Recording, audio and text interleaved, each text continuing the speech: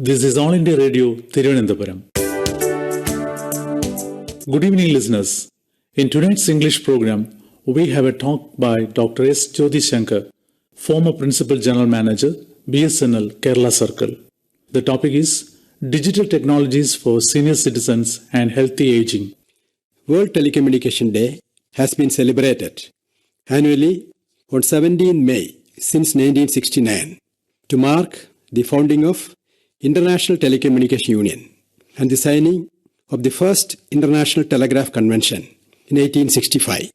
ITU is based in Geneva, Switzerland, and its membership includes 193 member states and 900 business, academic institutions, and international and regional organizations. The purpose of World Telecommunication and Information Society Day is to help raise awareness of possibilities that the use of Internet and other information communication technologies can bring to societies and economies, as well as of ways to bridge the digital divide. The UN General Assembly adopted in March 2006 to celebrate World Information Society Day every year on May 17th. ITU decided in November 2006 to celebrate both events together on 17th May every year as World Telecommunication and Information Society Day. The aging of the global population will be the defining demographic trend of the 21st century. Yet our societies struggle to see the opportunities that this trend can unfold. Telecommunications and ICTs have a role to play in achieving healthier aging and in helping people build smarter cities, combat age-based discrimination at the workplace, ensure financial inclusion of older persons, and support millions of caregivers across the world. As per Hulin Shao, Secretary General of ITU, equitable access to digital technologies isn't just a moral responsibility. It is essential for global prosperity and sustainability. This year, all of us should help to raise awareness of the benefits technology can bring to the older person and the process of healthy aging. World Telecommunication Information Society Day 2022 will allow ITU membership, partners, and other stakeholders to raise awareness about the important role of telecommunications and ICTs in supporting people to stay healthy, connected, and independent, physically, emotionally, and financially, to a life of healthy aging, and as critical for the sustainability of the economic and health systems.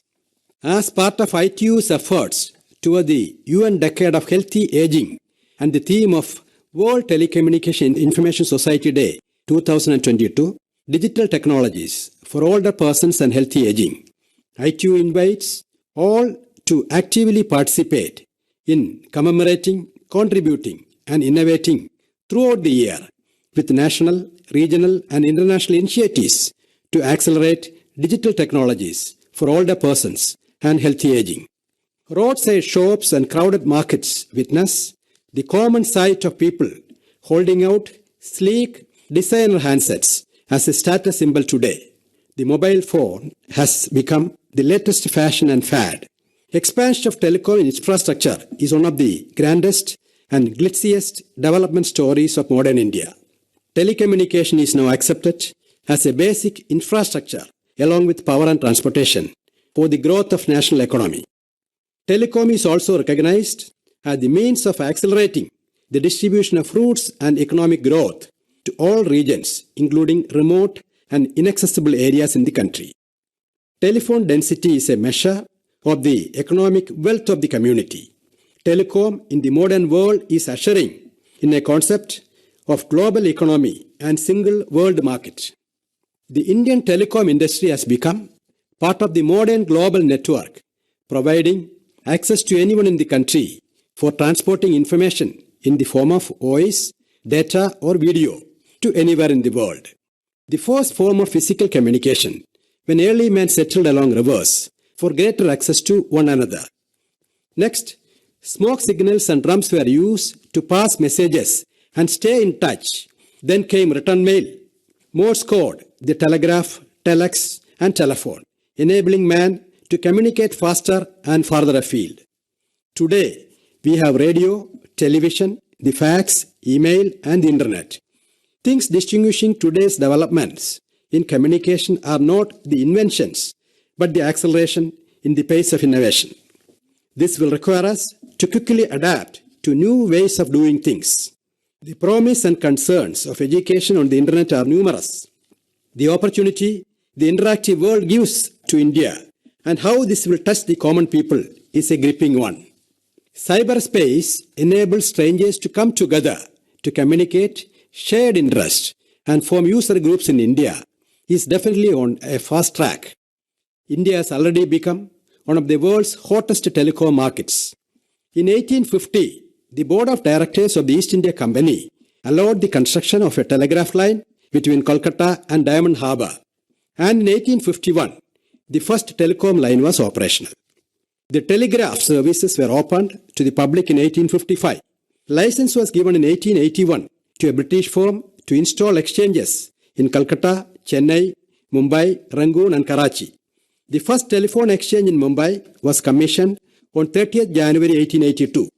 65 years later, in 1947, when we got independence, we had only 321 telephone exchanges and 82,985 telephone connections. Telegraph's department was opened in India in 1854. Indian Telegraph Act was promulgated in 1885.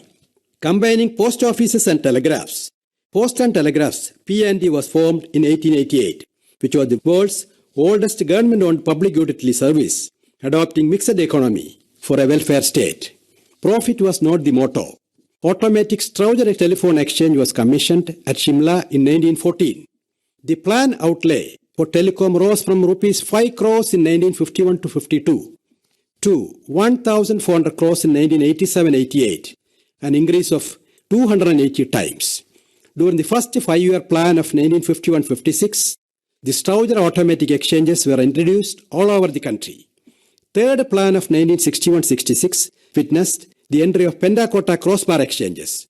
During the sixth plan of 1980-85, stored program controlled electronic analog exchanges came, followed by introduction of digital electronic exchanges.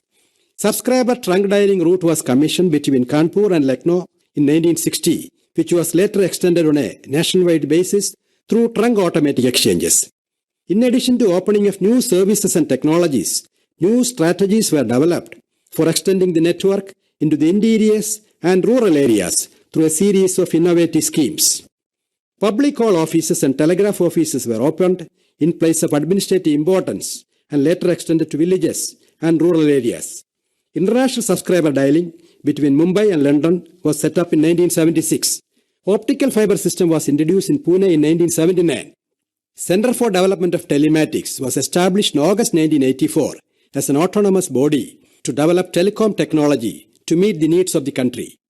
CDOT developed products for digital switching systems, optical, satellite and wireless communication from circuit switching technology, automated teller machine and next generation networks.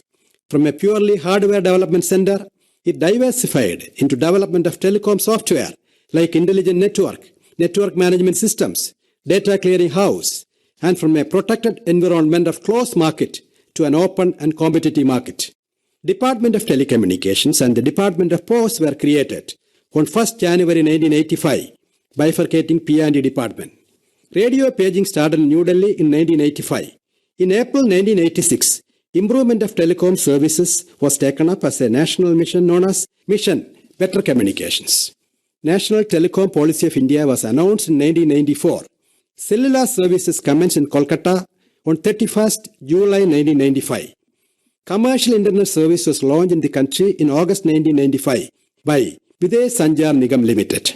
Telecom Regulatory Authority of India was set up on 25th March 1997 to recommend entry of new telecom service providers and to ensure effective connectivity amidst service providers with power to regulate tariff.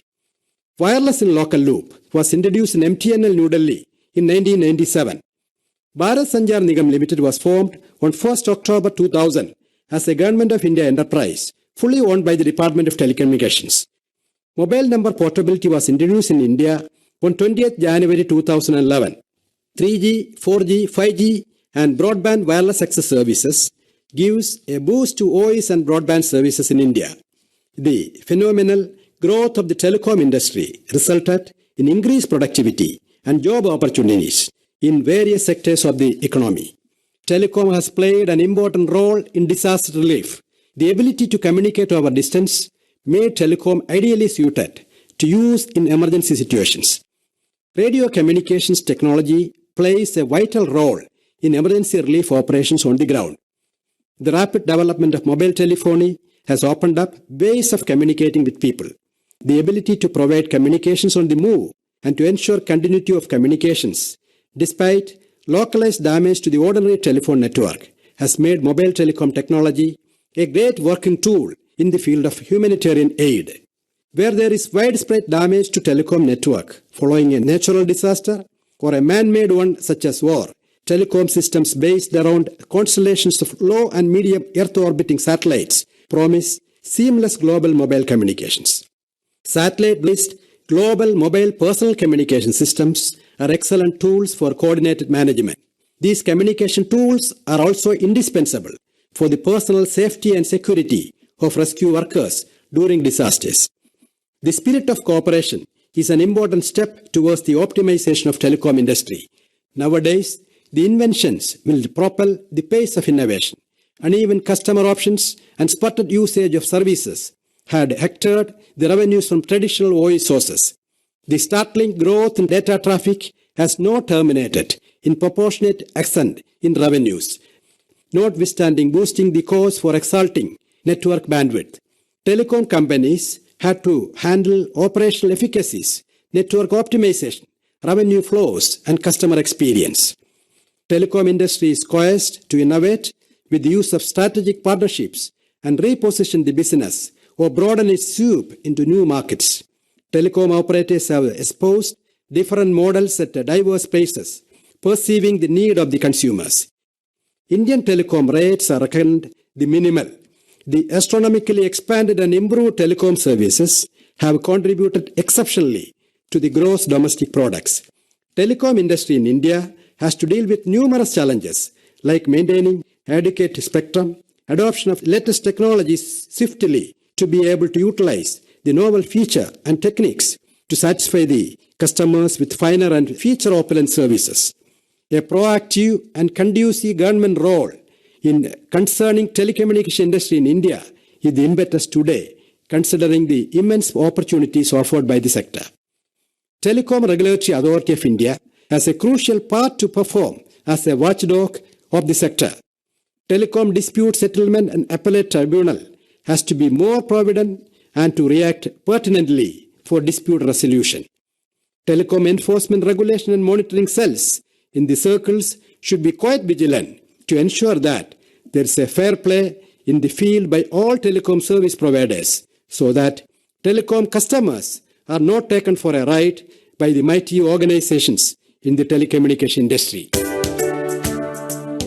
Digital technologies for senior citizens and healthy aging. That was a talk by Dr. S. Jyothi Sankar, former Principal General Manager, BSNL, Kerala Circle. This broadcast came to you from the Thiruvananthapuram studios of All India Radio.